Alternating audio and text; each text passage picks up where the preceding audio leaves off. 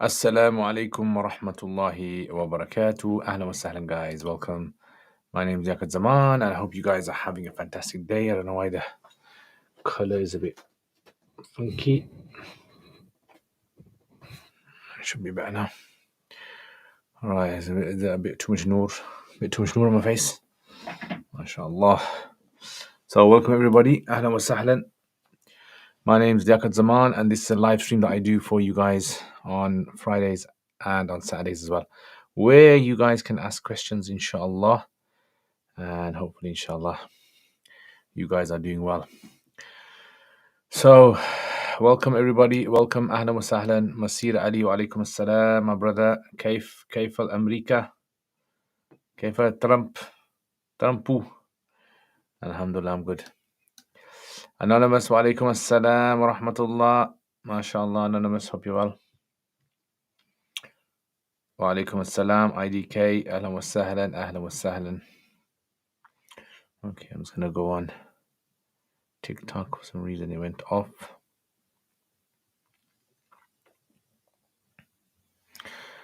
On her wedding day, would it be permissible for a bride to pray sitting down if the dress is too heavy to perform sujood?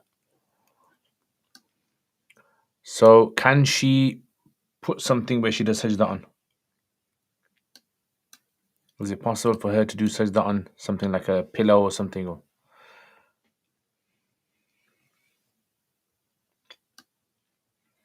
If it's too difficult in that situation, then she may have to repeat her salat again later. She does a salat, but then has to repeat her salat later. As a man, is it haram to wear a platinum ring? How strict is the ruling for men? I mean, it depends. It depends the position that you take. So if you take the position of the strict position Hanafi madhab, then only silver ring, nothing else. If you take position that the rings besides gold are allowed, then there's permissibility. Wa alaikum assalam, my brother Muhammad. Ahlan wa sahlan. America is fine. This is Bilad of Majani. I thought you said this is Bilad of marijuana. But yeah, don't worry. Majaneen as well. Wa alaikum assalam, Mr. H. Recently saw your video, your trip to Oldham. Saw you visited Anwar Al Haram Masjid and Zamur restaurant. Both are actually Manchester, not Oldham. Ah, okay. Okay. Didn't know that. Yeah, so mashallah, it was a very nice trip, alhamdulillah. Zamurud is very nice food. Excellent. Probably one of the best Afghan food places I've had. Probably one of the best Afghan food places. There's a place in Birmingham called Kabuli. I haven't tried that yet. I heard that's supposed to be quite good. So if you guys have been there, let me know what it's like, because you know me, I like food. So it was Zamurud is nice. There's a place in Birmingham called Kabul Darbar, but I mean, like you gotta kind of close your eyes sometimes and just not look too. You can't look too much around the surroundings at the hygiene level. So as long as you know you're okay with hygiene levels, then inshallah it'll be fine to eat there. Is the second opinion within the Hanafi madhab? As in, see, when people say is it in the Hanafi madhab, it's all about interpretation, isn't it? So you could have a Hanafi who's very strict in his interpretation of the madhab. So if you follow that position, then no, it would not be allowed. So this is why Hanafi position is not necessarily. So you got certain masail which are subject to interpretation. That interpretation is based on, like for example, the issue with regards to cutting women's hair. There's one interpretation that some people take, which is they can't cut their hair unless they're just trimming it. And another one is that you can cut it up to the ears. So this is just understanding Hanafi. So when people say, is this Hanafi position? They don't understand how Hanafi masail work. As you were around the corner from my house. Subhan, I could have come down, bro. Marahuan. Freudian slip. You've been thinking of herbal tea, you know what I'm saying, bro? That's it, bro. You know. Actually, my arthritis has come back again because it's getting a bit cold. So I'm starting to feel the joint. So, I might need some Majaneen. On a joke, guys. But yeah, I use CBD oil. CBD oil I use. It's okay. It's good. It helps ease the the joint pain. And But generally, I use turmeric. That's probably the best thing. Is having a pacemaker fitted by the doctors permissible in Islam? Yes. Is Afghan cuisine your favorite, Ustad? The question you need to ask me is, at the moment, what is my favorite? I have different favorites depending on my mood. So sometimes my favorite might be one, sometimes it might be another. So it all depends upon my mood. What is my mood at the moment? That is, at the moment, I want to eat nice burger. That's what I want to eat. That's my mood for today, guys.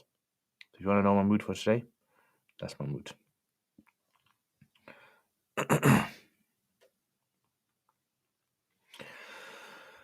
Ya Allah. So Afghan food, I like it, mashallah. And I mean, depends obviously on my mood. Sometimes steak, sometimes I just crave steak. Sometimes it's fried food. Sometimes chips. It all depends. Depends on my mood. Last week, mashallah, at the event in Oldham, they made a slow roast lamb leg. Ah, so nice, mashallah. Best way to study Arabic language. I have done 1 year Beni Yadayk at Al Lisam. So what do you want to do, Ahmed? Ahmed, what's your aim basically? What's your aim? What do you want to do with the Arabic? That's the main question. Because it all differs. So it depends on a person. It depends if they want to learn Arabic just to speak Arabic, if they want to learn Arabic to understand the Quran, if they want to learn Arabic to also to be able to understand the Arabic sciences. Conversational skills, yeah. So conversation skills, you need to listen and speak. Listen as much Arabic as you can. So listen and speak as much Arabic as you can. So you've got lots of resources now on YouTube where you can just go, listen to Arabic, listen as much as you can, and try to write down what you hear. Yeah, try to write down what you hear. That's very important. That's the main thing. I mean, Arabic Bani Yadayk is 3 volumes. If you do all 3 volumes, your Arabic should be very good. And it depends how the teacher teaches it as well. That's very important to understand. So how does the teacher teach it? What's the method for the teaching? All of these things matter when it comes to learning. How should Salah be read on a chair? I don't know if you answered it. On a chair, basically like this. So if you're sitting on a chair and you can't basically do sajda and all that, then you Allahu Akbar, you pray, and then you will ruku slightly down, and then sujood slightly further, and then like that. Wa alaikum assalam, Sarita Haji. Ahlan wa sahlan. Welcome. MashaAllah. IDK is doing the nice moderating. When should someone start teaching fiqh? Also, besides knowledge of the text and some masail. I think a person should start teaching fiqh as soon as they can, but this not to everyone. Start teaching fiqh to 1 or 2 people, so that you start getting into how fiqh works. That's very important, right? So get 1 or 2 people, teach them free of charge, and just teach them so that you start understanding how people think as well, so that it can help you to do the right level of preparation for your lessons. I would definitely. I mean, when we were in the madrasa, in the evenings, we'd sit down and go over. So we're almost like you can say it's teaching each other. So it's revision, muraja, takrar. Okay. Contemporary masail. This is the tricky one. Contemporary masail. If you want to be a very, very good teacher, you need to know everything you study, how it applies in the contemporary world. Everything. That's so. For example, like at the moment we're going through in full time with Quduri, we're going through what is it, Mudaraba. So we try to understand in the contemporary world what is the model of Mudaraba that exists today. Like what's the way Mudaraba is found in today's society. Once you understand that, then it's very easy to visualize what you're talking about. Makes sense. Otherwise, a lot of it is just abstract. That's the problem. Salaam alaikum assalam. How are you? Alhamdulillah, my brother. I'm very well. I hope you're well. Bonjour, ça va? Très bien. Guys, make special dua for our brother Salah's mother. Allah give her shifa kamil and give him sabr jameel. You promised me a plate of biryani last year. Dar al-Fatih. I don't even know who you are, bro. Dar al-Fatih. But if I promise you biryani, inshallah, don't worry. I will give you biryani, inshallah. Alaikum assalam, Ismail. You're welcome, El Dario. Ahlan wa sahlan. El Dario. Thank you very much. MashaAllah. Feather is knocking all these, moderating. Well done.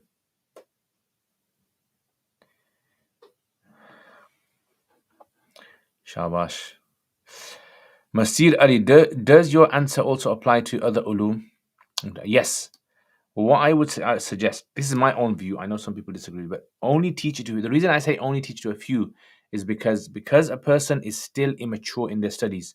They don't want to say really serious things in front of lots of people. So just a few people practice with it. Consider it to be like training, and in training you make mistakes. What is the point of religion? All it does is cause a divide. Not necessarily. I mean, the world causes divide. This people cause divide. It's not religion.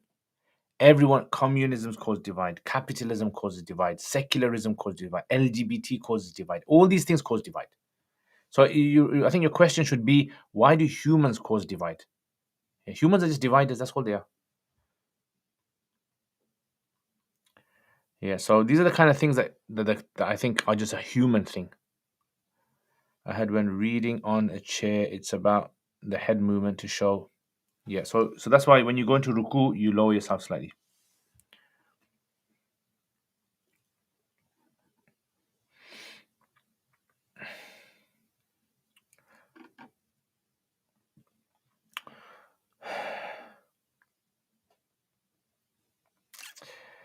Yeah, Allah. Sheikh, I have to clarify something. Long question. Start. If someone forgets what rakat they are on, okay, they do ghalabat, okay. If third rakat preponderates, you go with it. If fourth, you go. Yes, that's correct. Ameen, Ameen. I don't even know you, bro. Essentially, then I need to become a master before I can teach. Ideally, obviously, but that's the thing, isn't it? At what point do you become a master? Then no one is going to be teaching anyone. So there has to be people who are different levels of teaching. Contemporary Masail, yeah, that's the thing with the contemporary Masail. I think contemporary Masail are easy to understand. You just need a little bit of guidance from a teacher. That's the main thing. Yeah, so a little bit of guidance from a teacher.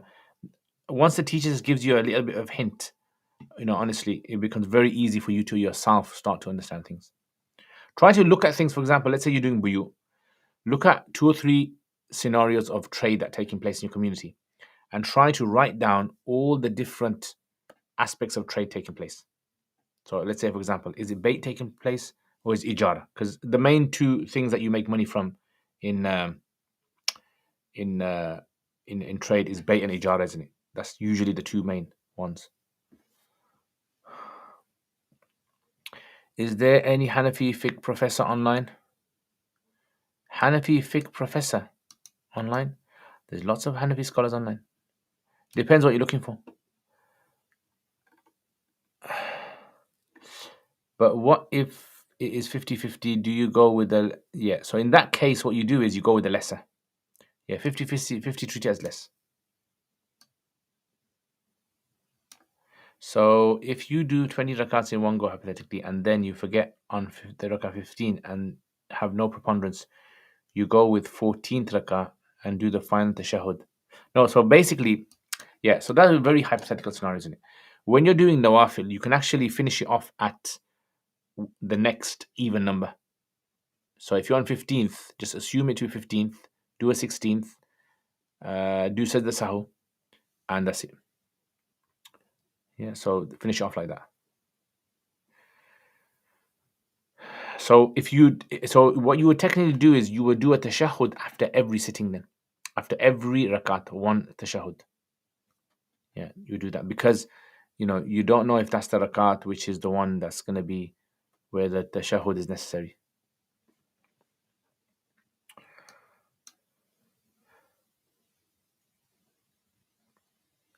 I become master when you give me ijaz. Subhanallah, my brother. Thanks for your motivation, and I try to learn more. Sorry, my English no good. No problem. Do not worry. Inshallah, you're welcome. Thank you for your nice feedback. لا بسرعة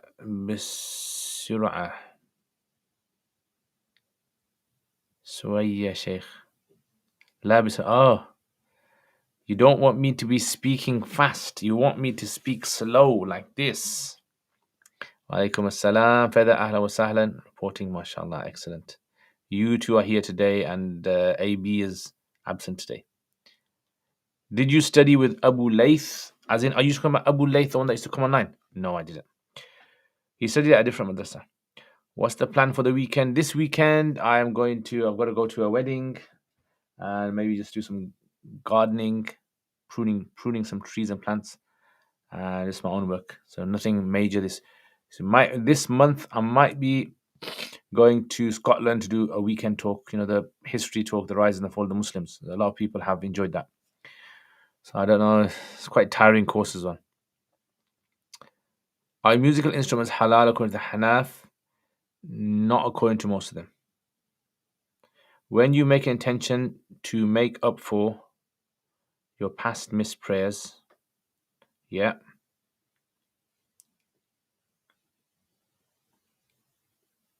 How do you do it? So past missed prayers, basically just remember which one you missed, make the intention of that and just pray.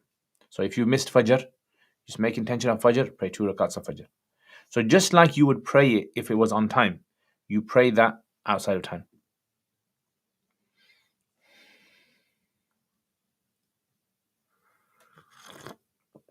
What are the moderators today are killing it today. What are you guys having eating? What's the special thing on the menu?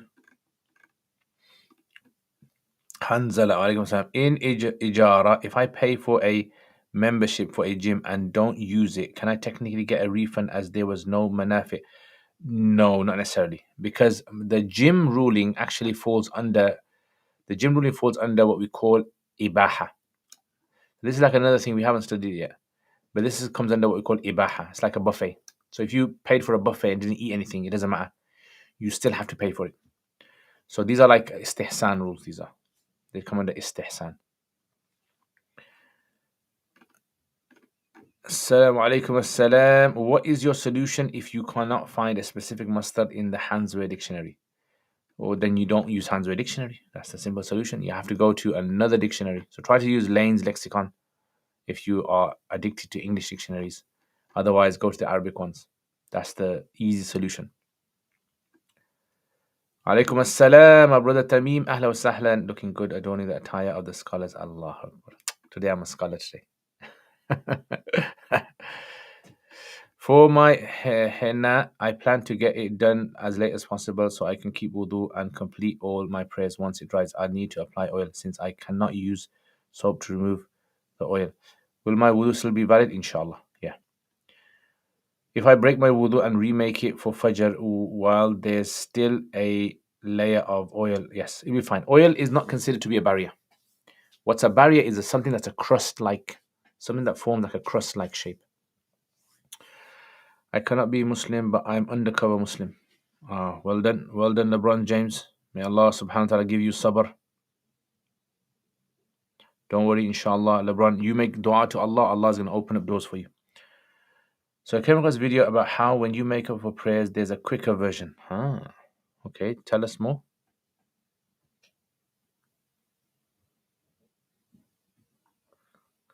Feathers too quick. That's it, bro.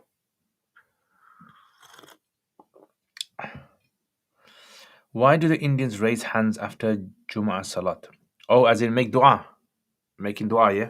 So because the Prophet ﷺ, he used to make dua generally, not every time after every Salat. So they find this a good opportunity for the Muslims to get together to make dua together. Yeah, so because it comes in some hadith where when Muslims get together and they raise their hands and make dua together, Allah accepts.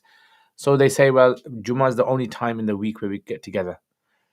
That's the basis for that. Praying Fatiha and Quran in Arabic, but rest in English in Salah. Is that a question? Are you saying, is it allowed or is it not allowed? Is that what you're saying? Or are you saying, what's the technique? Salam, any companies you recommend to go with for Hajj, I don't know, I have no idea because I went Hajj in 2009 and I think that company closed down or the guys who were involved died anyway. So, I mean, like, obviously died. They didn't die because of the Hajj, but they died natural causes. You are Tabligh? Alhamdulillah, we are all Muslim Tabligh. Okay, but he said about how you can just read Al-Fatiha with another surah. Yeah, you can read Fatiha with another surah in any salat. It's totally fine.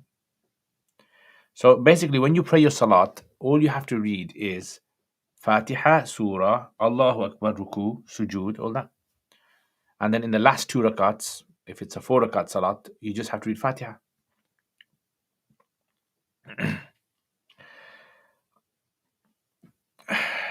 Yes, asking if it's allowed. I mean, the salat will be done, but this is not the way of the Sahaba. Yeah, so salat will be done if a person just read the Quran in Arabic and everything else. Allah is great, like that. And then read the Fatiha and Surah in Arabic, and then Allah is great, right? Subhanallah, all that in English.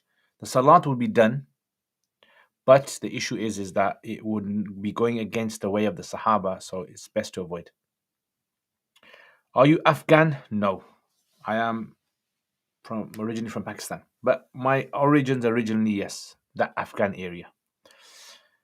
Is there Arabic only course at Sufa? I don't think so. No, I don't think so. I don't know all the courses at Sufa, but I don't think there is an Arabic one. There might be made for sisters.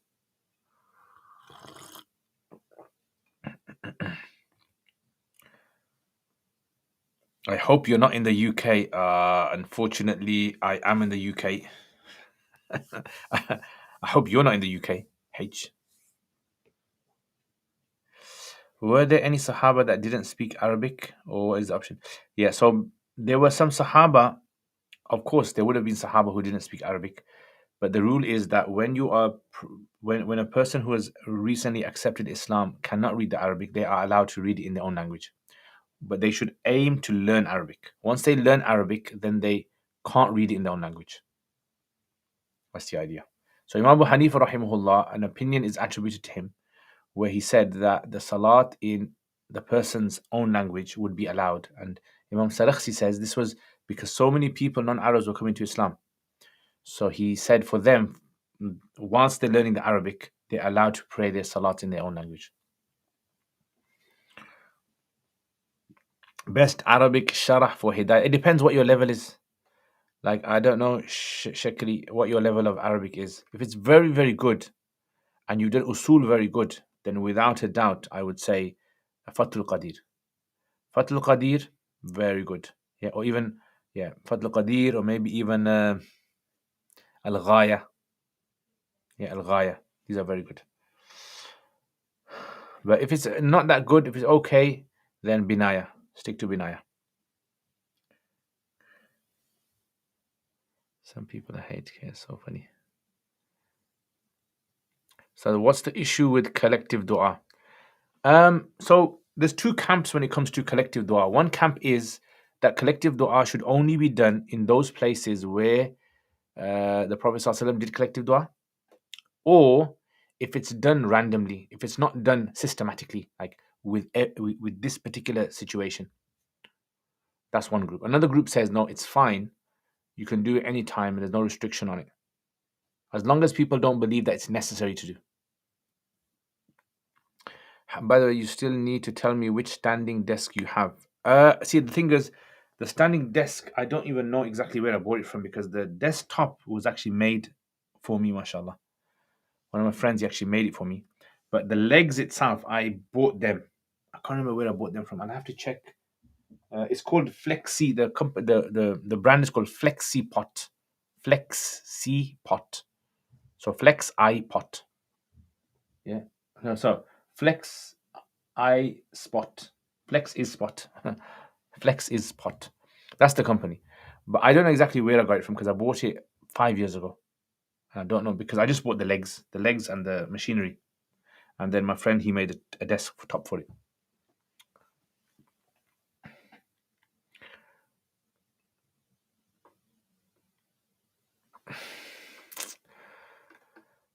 Okay. Masir, what would we consider a transaction that exchanges benefit for benefit? So benefit for benefit would be, see, technically benefit for benefit is ijara. It technically is considered to be ijara. Like, so if someone, let's say says, I'll rent my house to you and you rent your house to me. So we live in it like that. So this is almost like an ijara. So this is almost like a manfa'a in badal of mal, but then that mal has now been exchanged for the benefit. What's the ruling of nationalism in Islam? Is it considered? No. So nationalism is not shirk. Shirk basically is something where you make partners with Allah. So if you something which is unique to Allah, if you think that someone else has that power, then this is shirk. Nationalism is simply believing that your nation is more important than anything in the world. Right? So a person, is patriotic towards their nation. That's what it is. Muhib alaikum assalam. Sheikh, is playing chess or cards haram? No. As long as there is no gambling involved, as long as there's no swearing and there's no missing of the obligations, then it's okay. And is it permissible to watch anime? See, the thing with this is, as long as there's no nudity or anything like that, anything nudity and all that kind of stuff, then maybe. Is it allowed to wear a pen which has elements of gold in our thobe? Good question. Good question. So, see, the Abu Hanifa rahimullah says that the prohibition of the gold for men is wearing it, anything that comes under wearing. So, an example he gives is,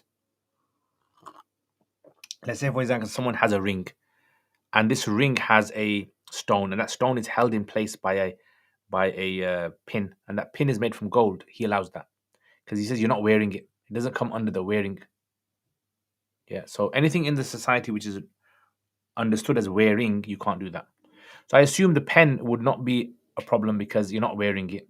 It's more like just having it in your pocket. It's like carrying gold in your pocket. Someone has gold in their pocket, and it wouldn't be prohibited. I was asking in order to learn Hanafi fiqh from a scholar. And so if you want to learn Hanafi fiqh, Sheikh Salah Abul Hajj has a program. I think you can follow that. Sheikh Salah Abul Hajj. So he's one that you can follow. There's also a guy called Sheikh Abdul Salam Shannar. Sheikh Abdul Salam, he's from Syria. So Sheikh Salah is from Jordan. Sheikh Abdul Salam Shannar is from Syria. And you can also, if you go to Seeker's Guidance, they also have Arabic lessons. I think they got some online ones. A lot of them are free anyway. So check those out. Seeker's Guidance, or is it Seeker's Hub or Seeker's Guidance? I can't remember.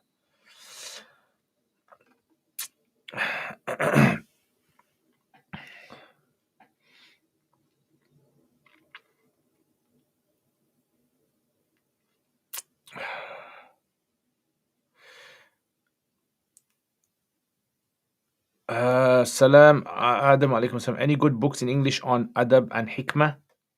I don't know. I mean, there's a good book by Sheikh Abdul Fattah Abu Ghudda called Islamic Mannerism. That's good. Yeah, that's good. And hikmah, as in, are you talking about hikmah as in wisdoms behind rulings in Islam? Is that what you're talking about? There may be something like Ihya Ulumuddin or even Hujjatullah Baligha. Does a revert have to pray 5 times straight away? Yes, they have to pray straight away. But of course, if they find it difficult, they get into it, but they should make up the ones they missed later on. Can you explain the ruling of Zohar time ending? More explanation. So I've got a video. If you watch my video on Kuduri, in there I've actually got a video explains this. So the rule basically is according to Imam Abu Hanifa, he has 4 opinions about the mithlain. The main opinion is when the shadow of a person reaches two lengths, that's when Asr starts and Dhuhr ends. His 2 students, on the other hand, they said Dhuhr ends and Asr starts when the shadow is the size of 1 length. And it all goes down to a difference of hadith. So there's a famous hadith of Jibril alayhi salam and a famous hadith of Abu Hurairah radiallahu anhu in Muwatta. These are you can almost say, the 2 main types of hadith that they use. And there's one about Medina as well. Hadith in Medina, where a man came to the Prophet ﷺ and asked him, and he said, stay for 2 days with us and I'll tell you the salat times. So these, in regards to the Asr one, there's like a variation in the wording. So Abu Hanifa rahimahullah says it's best to take the latter, it's best to take the later time to be on the safe side.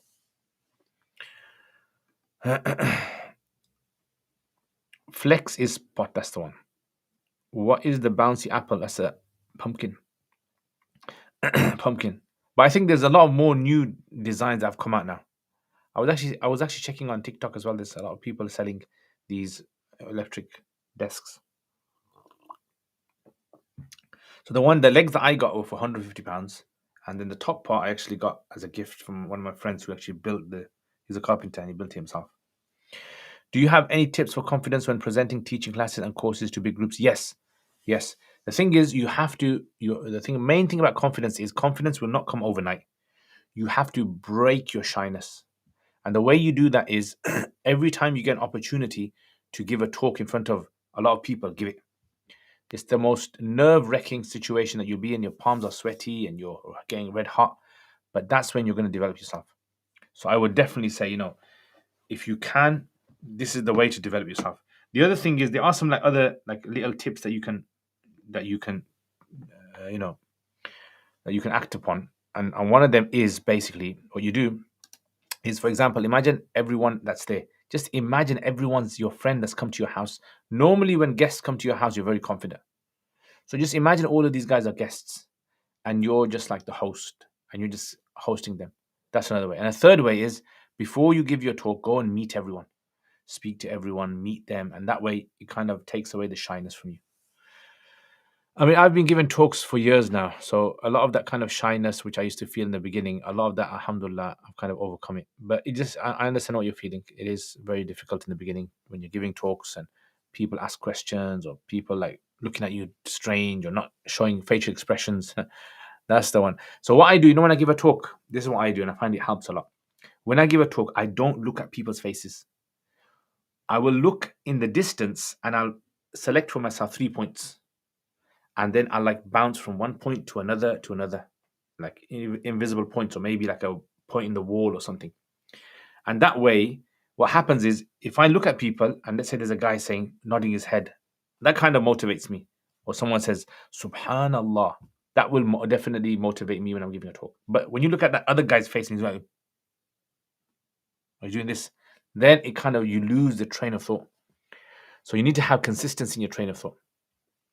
The other thing they say is, before you give a talk, I'm giving you too many tips now, yeah. So now you've asked for that. So look, when you're giving a talk, see what happens. You got a lot of anxieties. You need to take the anxiety out. So one thing you do is just shake your body, just for about 5-10 seconds. Shake your body vigorously. Yeah, that actually apparently helps a lot. It helps your body to go into this mode because your body kind of forgets about the anxiety and is trying to maintain itself. So that's one way to overcome it. Another way is you buzz. So what you have to do is close your mouth and do this and let your face and your head feel the vibrations and do it for about 5-10 seconds, and some say 30 seconds, and you'll just feel calm. And this is help for anxiety. People get anxiety. This is what I've learned. So these are some tips, guys, free of charge tips I'll give you. In the books, it comes other than غير فيء الزوال. Yeah, so Fay Zawal basically is the natural shadow that exists for everything at the time of Zawal. So minus that. So you don't include that, you minus that. And like I said, if you look in my Kuduri videos on when I talk about Salat times, I actually draw images and I show you. Salam, do you teach Quran to children online? No, I don't. Do you know any? I know some friends of mine who teach online, yeah. So good friends, mashallah. They're reliable, good, hardworking. So if you contact me, if you email me or if you DM me, and inshallah I'll give you their details and then you can contact them. Seekers guidance, yeah. Alaikum assalam, T. Afandi. Alaikum assalam, Sultan.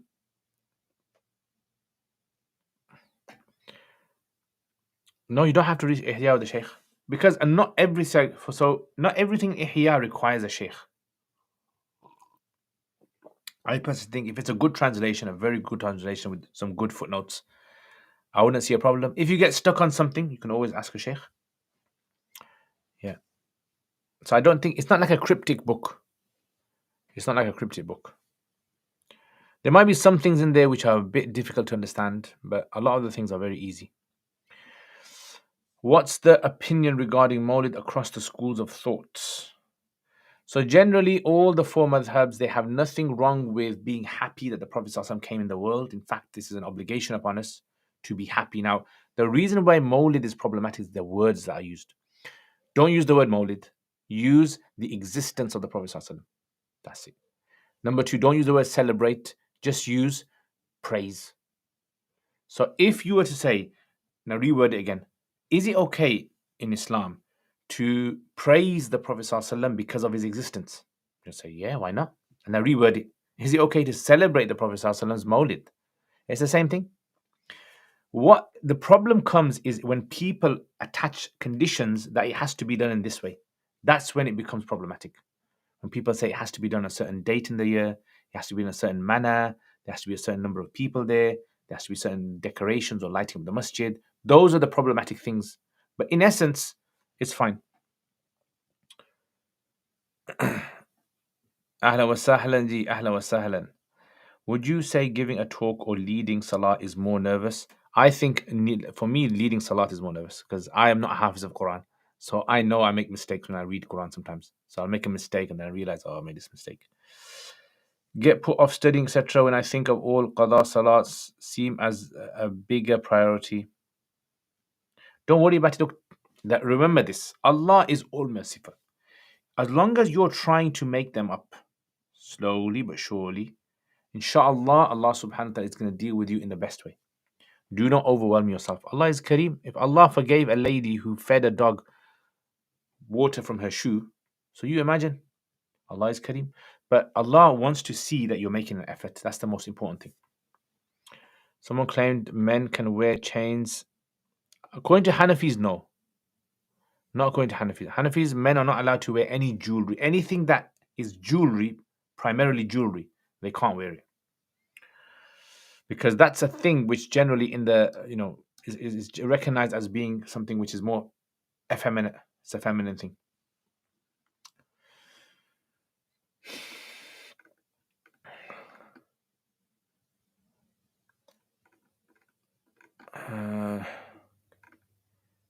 Okay, so I don't understand the Hashia of Quduri. What's the issue? I understand the words, but the purpose of the sentence, I don't understand. Don't worry about it. That's going to happen. The reason is because the Hashia sometimes is speaking to a higher level individual. I was actually thinking about actually writing my own Hashia on Quduri. A very, very easy to follow one in Arabic. Very easy to follow one. I was thinking about doing it, then the more I thought about it, I thought, you know what, it's going to take a long time. Because I'm going to start it, then people are going to say to me, please carry on doing it, and then it's going to take up a long. I would like my students to start that endeavor. I wouldn't mind checking through it, but I think it's a very good thing. So I think it's very important. These hashias are written for, like, I personally think a lot of the hashias are not suitable for the average beginner student. They're not suitable for them. So there has to be a hashia which is suitable for the beginner, which, number one, elaborates what the text is saying. That's number one. Number two, it gives a little bit of reasoning as well. Little bit of reasoning of why. So what is it saying? Why is it saying it? Yeah, those are the two things I think that are very, very important for students to understand. And unfortunately, a lot of these hashias, sometimes they forget what. They'll just go into why. And they'll go into such detail. Maybe even the teacher sometimes is thinking, oh, what is he on about here? So this is why I think there is like this big gap in commentaries. And I think nearly all books require this. Maktabat al-Bushra is doing a good job, but I don't understand Maktabat al-Bushra. They one year come out with one hashia, and another year they change and come out with another hashia. Yeah, I think maybe, I don't know. Maybe, yeah, that's what do you guys think? What tea is it today? Today, this is Uzbekistan tea. I don't know exactly what the name of the tea is, but I just call it Uzbek. I bought like about 6 teas from Uzbekistan, 6 or 7 teas. From this market called Charsu Bazar. Charsu Bazar is the oldest bazaar in the world, they say. It had 4 links, and one of them was for the Silk Road. So 4 routes used to come together, and it's called Char. Char means 4. Su means route, apparently. What is the ruling on doing the nikah online? So doing nikah online, the issue is, according to Hanafis, the gathering of the 2 individuals has to be the same, physically the same. That was obviously in the past. Now, because of new technology, some scholars are still saying we should still stick to that. There are a minority who say The online one would be okay, but majority are saying because the text mentioned that the majlis has to be the same.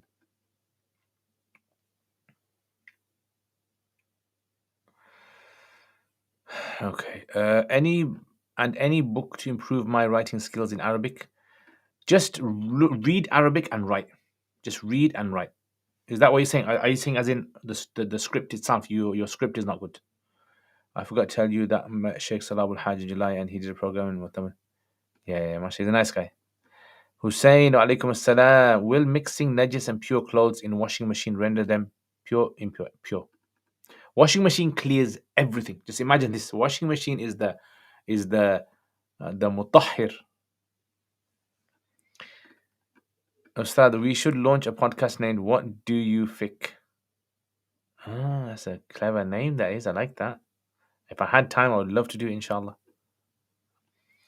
In my second year of part-time alimiya, inshallah, about 7 years. 7 years. I want to do iftar with you. Keep it going, inshallah. Inshallah.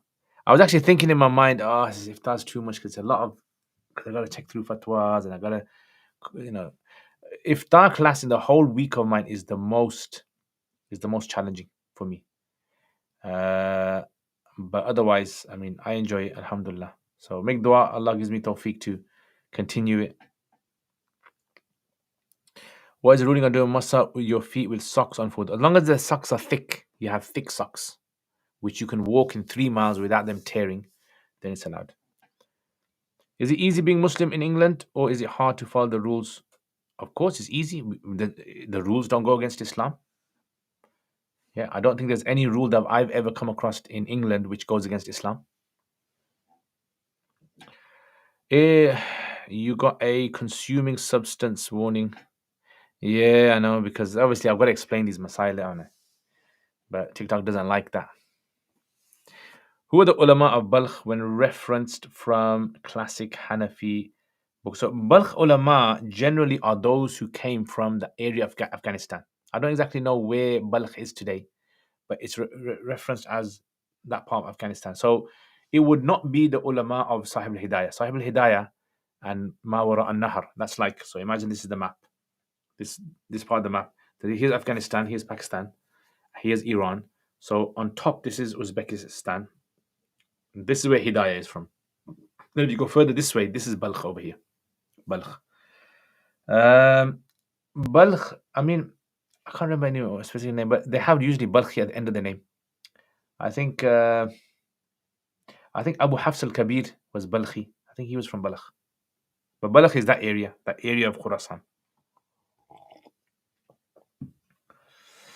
Khan Ammar alaikum assalam wa rahmatullahi wa barakatuh. When's the podcast on As-Sufa with you coming out? I know. I don't know exactly. I've been asking them when is it. Hopefully soon. Do you know about Indonesia and what's your view on Indonesia? I heard about Indonesia, but I've never been to Indonesia. I would love to go one day, inshallah. You guys are doing a proper job today, blocking, mashallah. Mubarak to you guys. This will be put onto your, marriage CVs that they were able. They have qualification in blocking, blocking people and muting them on TikTok. Yeah, loads of rishtas. So if you have 4 rakats prayer and you don't know if it's second or third, and you go second, then sit for that as the third. That's right, correct. Technically, you only have to sit for the one that you assume is the last one. That's basically it. That's technically it. So you sit for the last one. So if you think it's 2 or 3 and you just do 2, then do 3. But then when you're going to do after the third one, sit down, just in case that's the fourth one. If you have a man and a woman alone on Mars, how do they do nikah? Excellent question. I guess, see, these kind of situations are good to test students with because it makes them think out of the box. How would you deal with this situation? So this would obviously be like a situation where you either, one answer could be you contact someone on earth and you make them your representatives. The 2 people make someone a wakil and they do it over there. Yeah, on earth they do the nikah.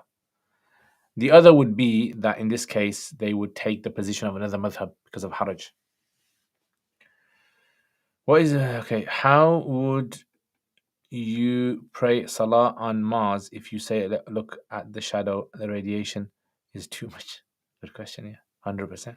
I guess it's the same as something like maybe because the shadow. The way we can look at it maybe is we say, okay, how would you pray salat if you were inside of a building and you never saw the sun in your life? How would you do that? So you'd try to set times. Yeah, but it's a good question. Good question. The beautiful thing about these kind of questions is there's no right answer, right? So you engage the student and you get the students to come out. What would you think? What would your solution be to this? Let me know. I mean, there's about 2 or 3 solutions I can think of, but what was yours? Sheikh Saab question. Ahlan wa sahlan. Ahlan wa sahlan. The poems you read from Ali radiallahu anhu, what book? So that was a book called Diwan Ali. Diwan Sayyidina Ali ibn Abi Talib. So there's a famous book. Poems are considered attributed to him, but we don't know if he 100% said them. That's why I keep saying in the videos. Talk about Qadi Bashir. I didn't know Qadi Bashir that well. I met him once. I remember we went to London. We met him in London. Maulana Mujahid introduced us to him, and he was telling us about his time with Mufti Shafi. So Mufti Shafi, Mufti Taqi Usmani's father. He spent quite a lot of time with him, and he was telling us about his temperament and his fiqh and all of that. And that's it. So I don't really know too much about him. Maybe someone else can. I'm coming to you for the CV. Wa alaikum assalam. H, mashallah. Ahlan wa sahlan. Mufti Saab. Mufti Adam al-Kothri said to a question similar to the Mars one, first get to Mars. Idiot response. That's the first thing that comes to my head. Where is this book? Where is the book? And where can I investigate Attribute Ali? The problem with Attribute Ali, it doesn't mention where they get it from. So you can get it online. If you just type in Google, go to Google, and in Arabic write Diwan Ali, you'll find loads of people who have referenced it. But you won't find the references of where. How do we know he said this? That's the problem. Same with the poetry of Imam Shafi'i rahimahullah. Splitting of the moon by Prophet ﷺ were witnessed in India and documents in embassy in London. Subhanallah, interesting. Do you know my Sheikh Hazrat Maulana Salim Nawab Falahi? No, I don't know him. Is the author from Ahl Sunnah? I assume so. There's several authors that have written them. You can check them out, inshallah.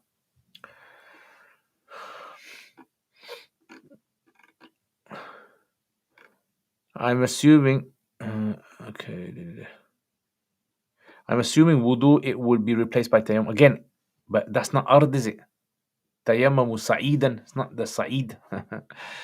That's the other issue. When I was writing the book on Mars, my novel about the Muslim on Mars, I was actually thinking about these things. How are they going to do tayammum? Is that same earth considered to be the same earth the Quran mentions? And likewise, how are they going to face Qibla? Because the Mars and the Earth's rotation is different and their orbit is different as well. How do you find that? Or do you locate a similar place on Mars where you pray? Crash course fiqh of Jummah and how to give the khutbah. Interesting. Nice one. I like the question. Alaikum assalam. Is it possible to do hifz of the entire Quran on my own while having a full-time job? Of course. You can, but you'll have to read it to someone to make sure you're not making mistakes. You don't want to memorize the whole Quran and you realize you'll be making loads of mistakes in pronunciation and reading. So just be careful of that. Hashia Mufti Liaqat Sahib ala Mukhtasar al-Quduri. Kya baat yaar. I'm going to have some extra title at the beginning. Hazrat Allama Shamsuddin. Alaikum assalam. Ahlan wa sahlan Soban. I sent you an email. Kindly take a look when you get, inshallah. Inshallah, I will put it with all the emails I've got. Inshallah, I will try to respond to it this week. I like the Turkish editions of books, especially when there is yellow pages with red and black ink. Those are the best. Yes. Yeah. Then in Pakistan, they used to call. I remember in Pakistan, when I first went there was quite a few books that actually were in yellow. Zard, it's called it Zard. Zard edition, yellow edition.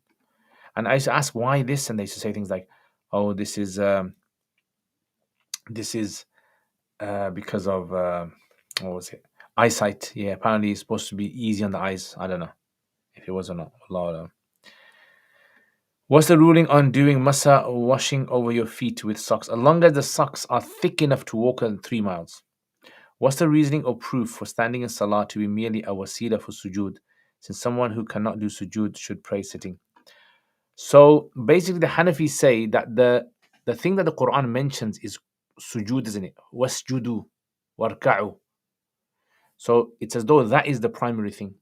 And for there to be two sets of sajdas, the standing in between is only a wasila for, or like a, you can almost say like a partition between the two sajdas. That's what it is. So therefore, that means if a person can't do sujood, then there's no need for the wasila. Is Maktab Bushra overall a good bookstore to buy from? Generally, I assume, yeah. I mean, a lot of the books that we get in where I teach are Maktab Bushra ones, generally. The only problem with some of the editions is that they put a lot of harakat on there, which sort of like messes up the students' isti'adad ability. Start, can you explain shortly how do you do mapping for surah? Shukran. Yes. So what I do when I do mapping for surah, if you've seen my summary of the surahs series on my YouTube channel.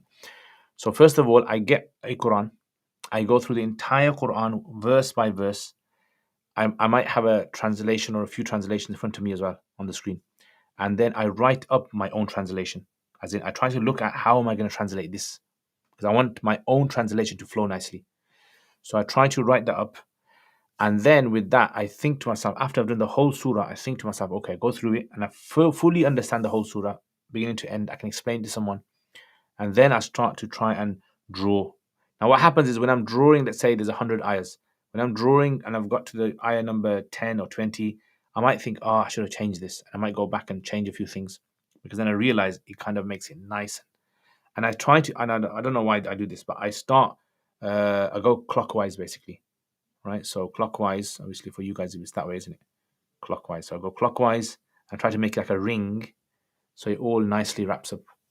This is just something I did in my head and I've just been doing it consistently.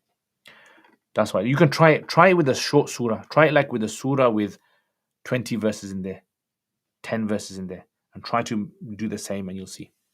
And if you don't know Arabic, you can use a translation. Just pick a nice translation and use that.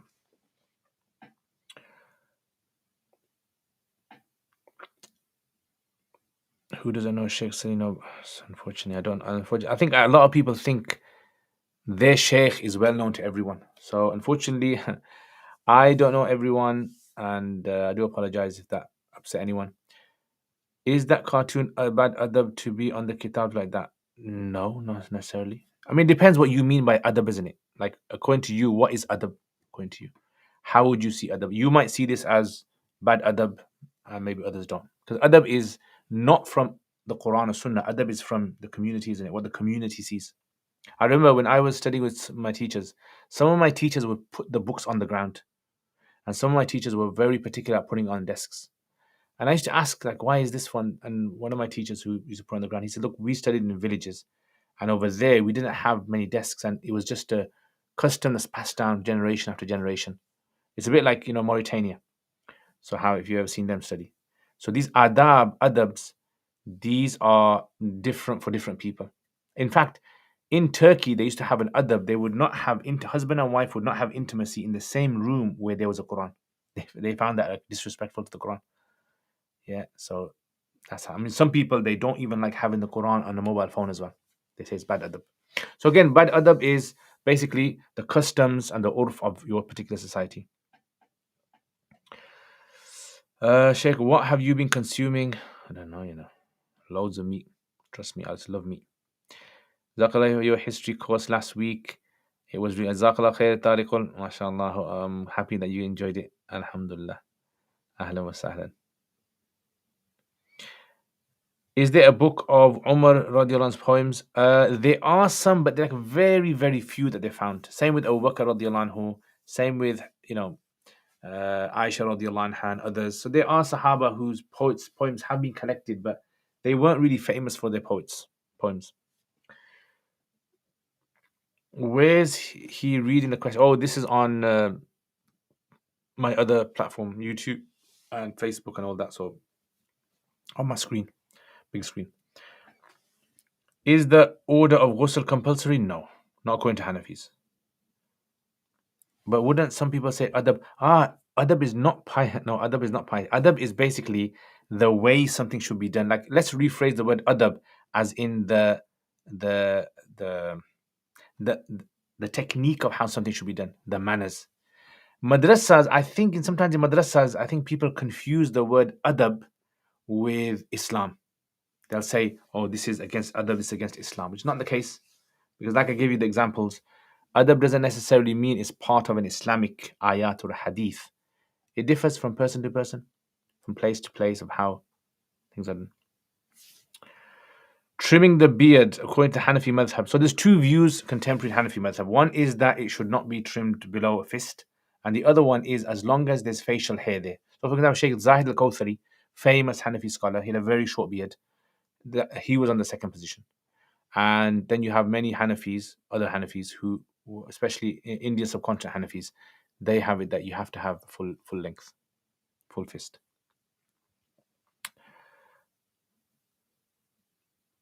Okay, what do you think of ex-Muslims? I mean, they're human beings. Ex-Muslims are human beings, just like what I think of non-Muslims. They have the right to live, they have the right to eat and everything else, as long as they're not, causing problem for anyone else. I have no qualms with them. If we live in the urf that has a certain adab, do we need to follow it? So, for example, I'll tell you, for example, that's a good question. For example, is spitting considered to be a bad thing in your community? Like, if you're talking to someone and someone just starts spitting in a pot, is that considered bad? You might say, oh, yeah, I mean, I would find that very disrespectful. But that same spitting in another community where they eat pan or something, they spit in front of you. I've seen it. They consider it fine. It's not disrespectful. So, what I would say is, if you're living in a community and you see something which is wrong, you naturally feel it's wrong. That is adab, that is. You feel it's wrong, because it can't be against adab if you don't feel it's wrong. Jesus loves you, and Allah subhanahu wa ta'ala wants to guide you. Please turn back to Allah. I will buy Ali's poems. Shukran. You're welcome, brother. You're welcome. منك الدرس اللغة الفيديو أسمح لي استخدم العربية في المدرسة بإذن. نعم استخدم إن شاء الله. You guys can use all my videos. You can use all my, inshallah, full permission, inshallah. I'm off to see you tomorrow, inshallah. Ahlan wa sahlan. Ahlan wa sahlan, my brother. I have one question, brother, of course. So, in my Dhuhr, Allah says, وآخر دعواهم, but my local Imam says da'wana. Why? But it's fine, because as long as he's not saying the Quran says this, because it's Arabic, isn't it? Like, for example, if I say something like if I say this, Rabbi shrah li sadri, yeah, that's Quran. But if I say this, Rabbi shrah lana sudurana, yeah, or Rabbana atina fid dunya, that's Quran. But if I say Rabbi a'tini fid dunya, as long as your Imam is not saying this is in the Quran, wa akhiru da'wana alhamdulillahi rabbil alamin, yeah, and he's saying Quran, then that's an issue. But I don't think he's saying that. He's just using something this is in Arabic, you call this iqtibas. Iqtibas means you take something from the Quran and you use that sentence and you might adjust some words for what you're saying.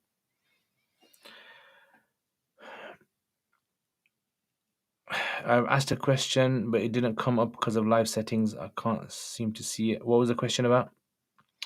Back to the past. Back to the future, you mean?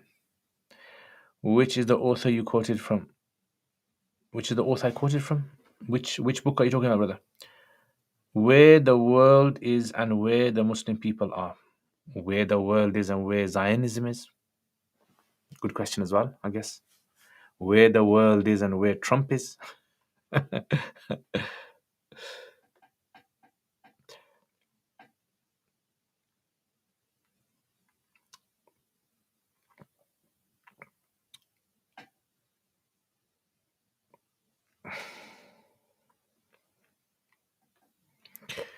Okay, I'm going to finish in a bit, guys.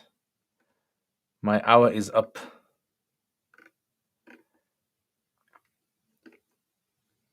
Okay. When are you coming to Germany to visit us? Inshallah, once I get a invitation to Germany, inshallah, I will come, inshallah. There's a guy contacted me for Norway. He wanted me to deliver the Rise and Fall of Islam course in Norway. So maybe I might go to Norway. If someone has skin allergies and issues like psoriasis and water worsens situation, is he allowed to do tayammum? Possibly, yeah. Yeah. So the rule according to Hanafis is if you can't wash most of your limbs, so most of your limbs, more than 50% of your limbs, if you can't wash them, you can do tayammum. What's the rule on asking AI which sticks to invest in and let it invest for you? Permissible? I mean, you if it turns out that it makes you lose money, you got to be ready for that. Malika wa alaikum assalam. Ahlan wa sahlan. The provider of the family works with interest riba. Can the younger or older children be supported by him? If that's the only income that he brings, yeah, as in he brings riba, he takes riba. Is that what you're saying? Like he receives riba. Like for example, he's a loan shark and he just takes riba. If that's the only income that they have, and there's no other way for them to be supported, then as a last resort, yes. If shaitan distracts me in prayer, can I dry spit to the left? Yes. Dry spit. Is it permissible to work in a bank? It depends what job it is. If it's like a security guard or someone of that nature answering calls or software, then it's maybe. But if it's someone who's directly dealing with the interest and earning from that interest itself, then no. Musab, I try so hard to align with your views, but I'm rigid. My views, I've studied. That's fine. Alhamdulillah. No, look, honestly, guys, do not take my views. Do not think you have to take my views. My views are based upon all of my years of reading and studying with different types of teachers and my experiences with ulama. That's mine. Don't think that you have to take someone. If you are more comfortable with your own teachers, if you think, look, I'm going to follow my own teachers, and your teachers have a certain way of doing something, stick to your own teachers. Yeah, honestly, do not think to yourself that, look, in the Hanafi madhab there is no such thing as a one view on every single thing. A lot of the things, the views are the same, especially if it's in Zahir Riwayah, if it's like in the main texts. But things which are peripheral issues, things where there is room for ikhtilaf, I personally think teachers should tell their students this: there is room for ikhtilaf here. Yeah, I think scholars should be honest. It's unfair that scholars enforce their own particular view. I mean, I've seen many of my teachers in Pakistan, and on certain things, honestly, you'd be surprised. You'd be very surprised of how they look at certain things. And then you'll see, like, for example, generally, I've seen this in certain communities, Indian communities, Indian, ulama communities that live in the UK. They have like a certain way of looking at something. They have a certain approach, or they have certain, and then some ulama who are aligned to Tablighi Jamaat, they have like a certain way of looking. That's fine. Yeah, totally fine. I mean, I don't have any issue with that. It's up to them if they want to. But I personally think if you are a teacher, you have an amana in your hands to tell the students how much room there is for ikhtilaf.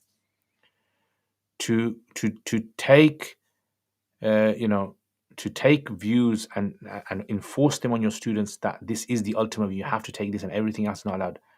This is not an amana. This is khiyana to ilm. And this is why protecting the deen of Allah is the most important thing. Inshallah. Okay. If Shaitan distracts me in prayer, can I address me? Okay, that one. Advice for the week. My advice for the week, guys, would be I'm trying to think now. I think on the spot advice. Let me come back to that. I'm going to finish now anyway. I'm traveling from a house I own in one city to another house I own in another city, 200k. Can I still? Do you live in that other house? Do you live in that other house? Or is it on rent or something? Do you live there? Is that if you have two houses which you live in equally, as in they both consider your residence, you get bills both and you pay for them, etc., then you will be considered a resident in both of them. And is there anything wrong with praying Dalal Khairat every week in a gathering? and it's fine. As long as you don't believe this is necessary to do, as long as you don't believe this is something, then it's fine, because you're not attributing that to Allah or His Rasul sallallahu alaihi wasallam.